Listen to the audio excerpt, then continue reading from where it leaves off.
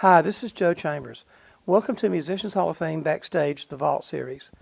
Today's clip features the great Musicians Hall of Fame inductee, Rock and Roll Hall of Fame inductee, and phenomenal studio pianist Spooner Oldham. In 2004, I drove to Muscle Shoals for the first time and did an interview with Spooner along with some of the other original Muscle Shoals rhythm section. We did it at the second Muscle Shoals sound studio, the big one they built after all their success. Spooner also was part of the Stray Gators, Neil Young's touring band and recording band.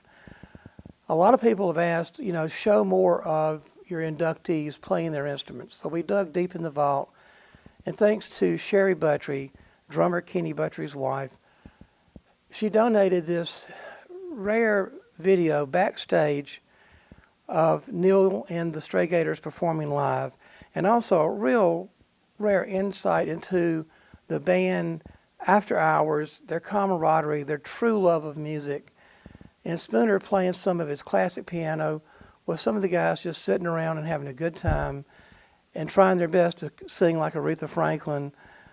Hope you enjoy it. Spooner Oldham. And if you do, be sure to hit like, subscribe, and the notification bell so you don't miss any of our new content. Some people have been asking, how can we help the museum? We now have a Patreon account set up as well for those of you who can afford to help us. We appreciate it. Spooner Oldham.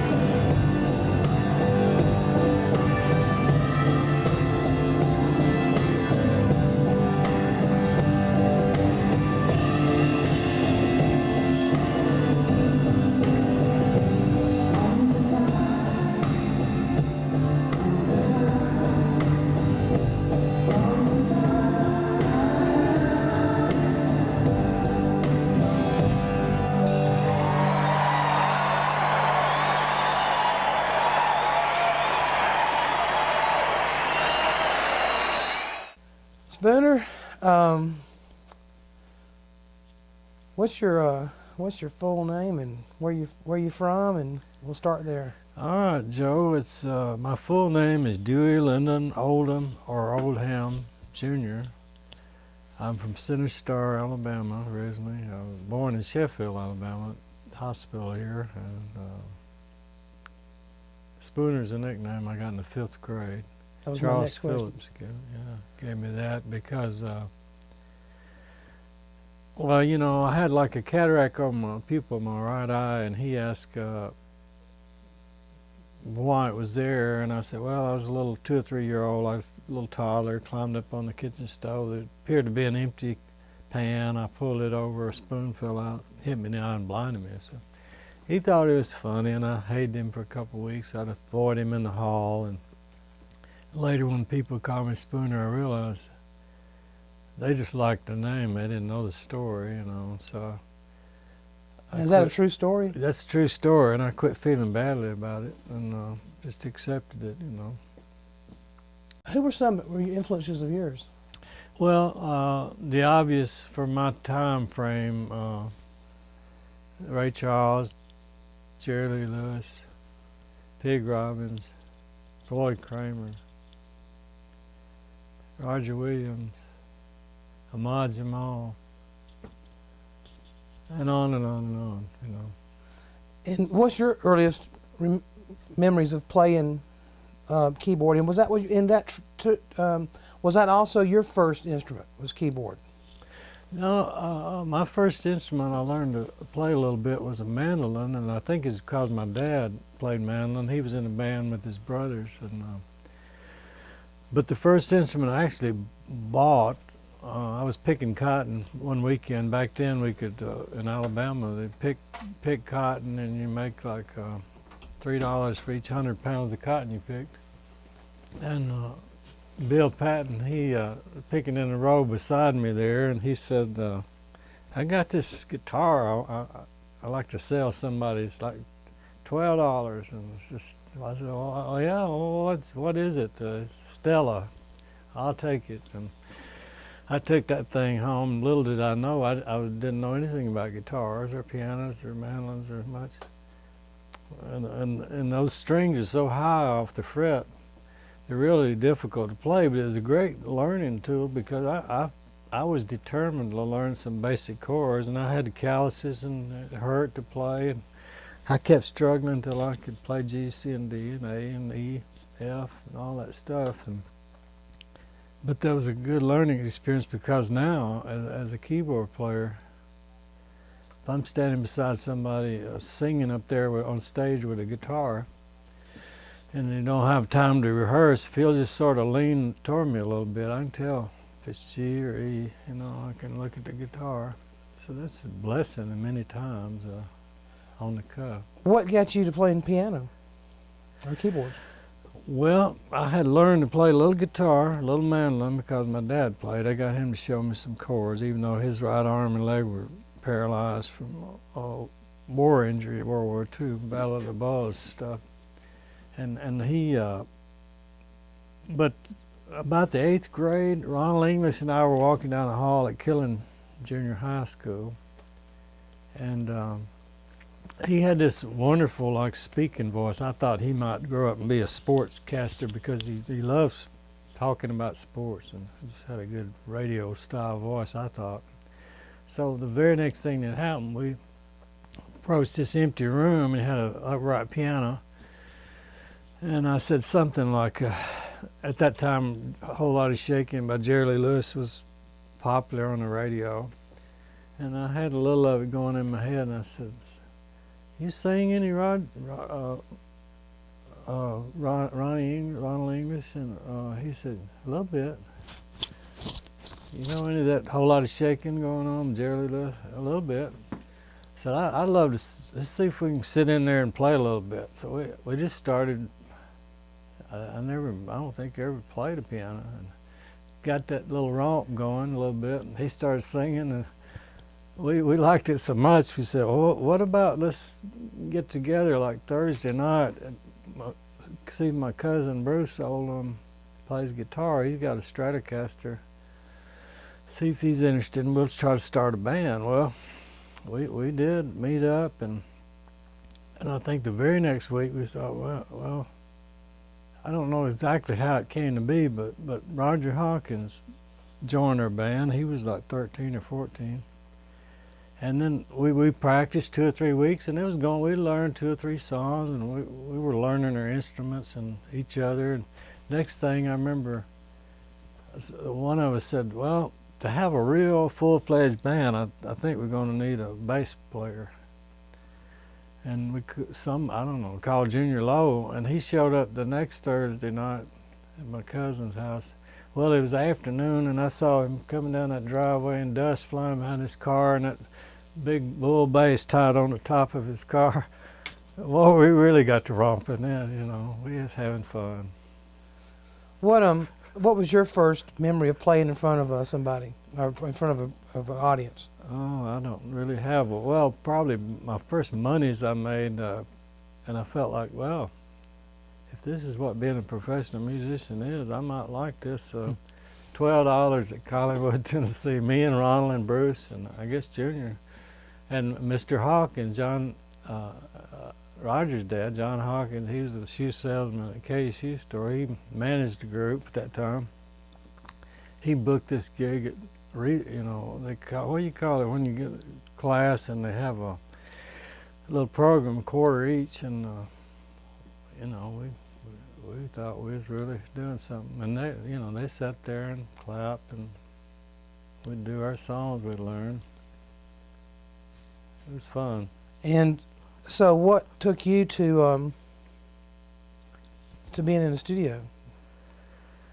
Well, like Jerry and Roger and many others, I assume the very beginning was probably Tom Stafford's little studio up over the city drugstore, and then I don't think, if I never worked with James Joyner as a player much, because I know he had a studio, but a couple of times with James, and then eventually Rick Hall at FAMER Studio. And matter of fact, it's an odd thing, but Jerry Kerrigan was a member of a band that played at Rick's FAMER Studio. David Briggs, Norton Putnam, Jerry Kerrigan, among the rhythm section. And but I think some of our first record we played on together in an odd kind of way was "You Better Move On." I overdubbed Hammond organ on that at that studio, and along with the singer, we shared a microphone. I don't know. But anyway, yeah, and then Rick, he was always, he would do a demo. If somebody write a song, he'd call a band in there and want you to play, and he'd write you a check when you finished that night. Sort of interesting. Easy money. Yeah, well, we worked hard for the money, but it was easy. Well, I'm thinking now, picking cotton or playing keyboards? No question which I like better. Hoeing cotton is hard work too. We used to do that too. A lot of these guys really came from very modest backgrounds, and it wasn't handed to you on a silver platter, so to speak. It was something you had to work for, but also had it was a God-given gift, obviously, for all you guys.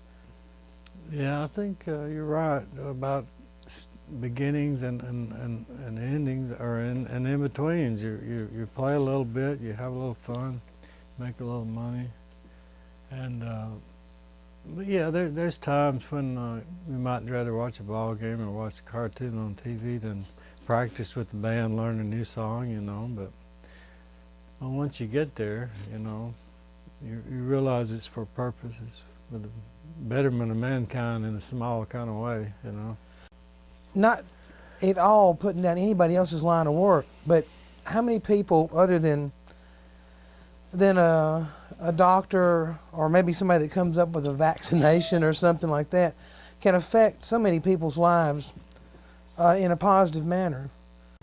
Music can be a wonderful experience for those listening and playing if their hearts are in it, and the joy is there, and it's done out of wanting to be there, and how and share that good news that the person's feeling. Do you remember your first keyboard that was yours? I guess it was my mom and dad had one in their basement of their home, which was an upright, and I remember it was so funny because I don't remember, they were getting it for me, I guess, and I got a couple of friends together out there at Center Star. A long row of stairs going down. We got that thing down there. It's like, you know, seen this movie Laurel and Hardy, the piano player or something. I don't remember the details, but anyway, we got it down there, and it won't turn the corner, you know. I mean, Oh, we didn't measure and think about it. So it's still there today. I mean, a couple of blocks knocked out so I could get that piano in there, you know. It's got a hammer in it. I thought one day soon I'd put some bricks in there to make it look better, you know. Did you have formal lessons as well? I had first, second, third grade piano, which is very elementary, basic stuff, and that's it, you know. And I never pursued it any further. No, I don't read very well today, even very slowly. What were some of the bands or were there any bands that came around that you were influenced by later? Well, as a teenager, bands came through here. Florence, what is it? Florence Coliseum, Florence, Alabama would be some wonderful music I was listening to. Ray Charles and the Raylettes and the orchestra, and James Brown and the Famous Flames. I was listening to a lot of R&B and the Beatles. Yeah, I'll tell you, when I first heard the Beatles, I like a lot of their music, and I met Paul McCartney in England recently, but I was playing keyboard, organ on When a Man Loves a Woman. That day, I remember looking at a billboard at Quinn Ivy in Marlon Green's studio, just thumbing through it there, waiting. The Beatles are coming, you know. So that's where I was at the time frame that they came along, and of course they came in like a locomotive train, you know. Did it have an impact on you as a player at that time, as far as work went? No, my work kept getting more and more and more, but it had nothing to do with the Beatles. I don't So it think. didn't have any impact. I think my work went in the avenue of rhythm and blues, you know, and soul music. Would you mind naming a few more songs that the public would definitely know, like When a Man Loves a Woman, that you played on? Well, there's one I remember, Tell Daddy, Clarence Carter did, and then also the only record I played on was like this. Etta James also had a Tell Mama, and let's see, a lot of Aretha Franklin records I played on the first, second, third album. It was like I Never Loved a Man Away, I Love You, that did at FAMER.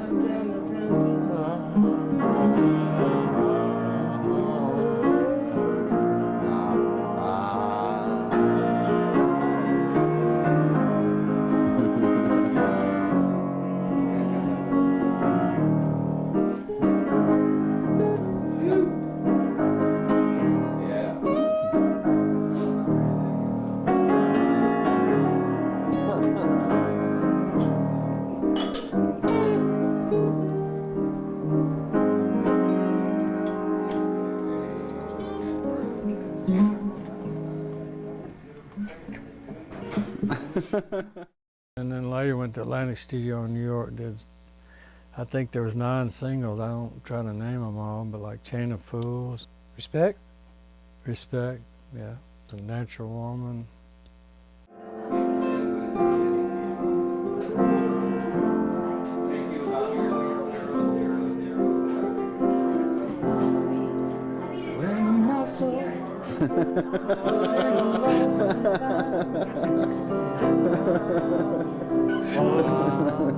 You came to claim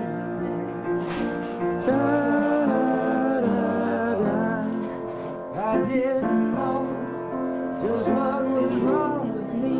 To your kids, everything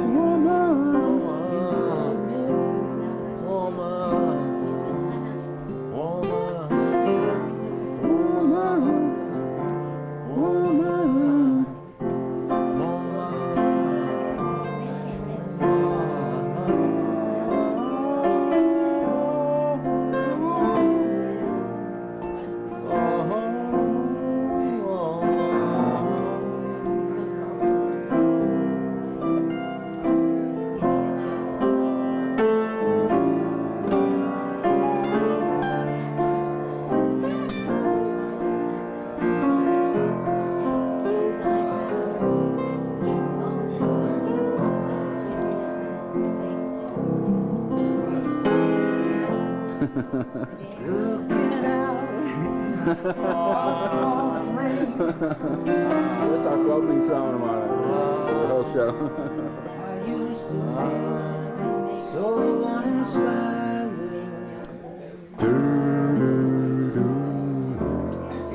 I didn't know just what was wrong with me.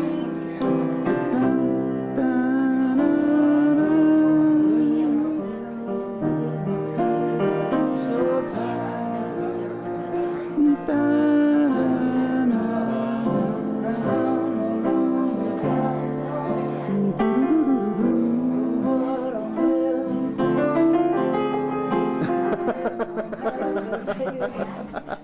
Yeah, Spooner. I can't remember those horns.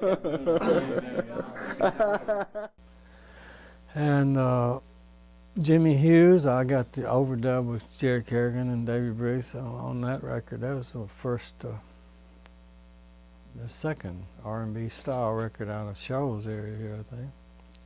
And then let's see, there's a lot of soul music I've worked on. Let's see. Did you work on a lot of the Atlantic stuff like David did? I did work with a lot of Atlantic stuff and a lot of.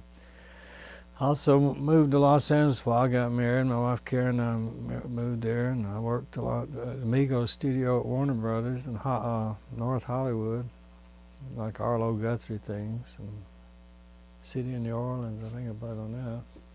That's great. And Desperado, yeah, Linda Ronstadt record.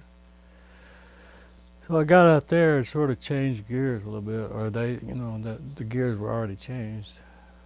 That they were into that Southern California rock and roll thing. I got to meet a lot of those people through, basically, Chris Ethridge was my big guide out there when I moved out there. He was from Meridian, Mississippi, and friends of mine, Dan Penn and others. So basically, he was phasing out of the Flying Burrito Brothers, and Chris would tell me, he said, Spoon, these people, somebody called me yesterday and wants me to play a session. I told him sure, but I wasn't going without Spooner. So He led me around, got me a lot of work in the beginning, which I didn't know anyone out there. What's some of the things you played on out there? Helen Reddy, a lot of her early stuff. I don't remember, like Delta Dawn, maybe, I think. And a lot of those early hits she had. And let's see, who else was around? Ry Cooder, a lot of his records. Did you do anything with the Eagles? No, I never worked with Eagles. I know all those guys, and Linda told me, I was playing I played on her solo album. We were riding around the car one day. She said, "There's David Geffen and this group of people out, friends of mine." She named them all. Said they're trying to get together a pop music kind of thing, and a little country, a little pop. Think they're going to call themselves the Eagles. You know, it all sounded funny at the time, odd, you know, but yeah, what a good group, yeah. Good group. Same question for you. Was there any producers that stuck out in your mind that you really enjoyed working with? Well, recall a lot of good moments there. And then from there, I moved to Memphis, worked about 3 years at American Studio with Chips Moman. He was good. And then in the process, Dan Penn was producing the Box Tops. He was a good producer. Did you play on any of the box top stuff? All of them, except the first one. I didn't play on the first one. So did you play a lot with Bobby Wood there then? No. Bobby Wood basically came along later, let's say. What was going on while I was there was me, Gene Chrisman, Tommy Cogbill, Reggie Young, and that was the band. Who was it? Bobby Emmons, yeah, was the other keyboard player. Now Bobby Woods, of course, lived in Memphis and had hits and, as an artist, but he wasn't, for some reason, there much. And then as I was phasing out or moving to elsewhere, Los Angeles, I think. Then later, Bobby and Bobby, two Bobbies worked together there. What's some of the bigger things you played on there at American? B.J. Thomas, Just Can't Help Believing was one thing I remember. And Cry Like a Baby, the Box Tops. You did play on that one, yeah? Dan and I wrote that song. Oh, you wrote that song? Uh-huh. Bless your heart. Yeah, and let's see, some Sandy Posey records. I can't remember the titles, but I always loved her. Let's see. Did you play on The Letter? No, that's the one I didn't play on, yeah. The Letter was done, well, I'll tell you that little story. I was just moving there. Dan Penn had moved there a year prior, and he and I had written songs down here in Shoals.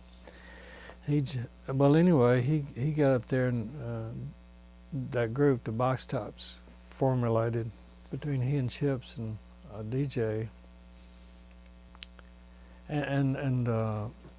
So Alex Chilton came along and said, "Dan, I want to record, or I'd like to sing." And Dan says, he tells me that he says, "Will you have a band?" He said, "I can get one together, I think." And, well, you know, get the band together, come over here a certain night, and here, take this song.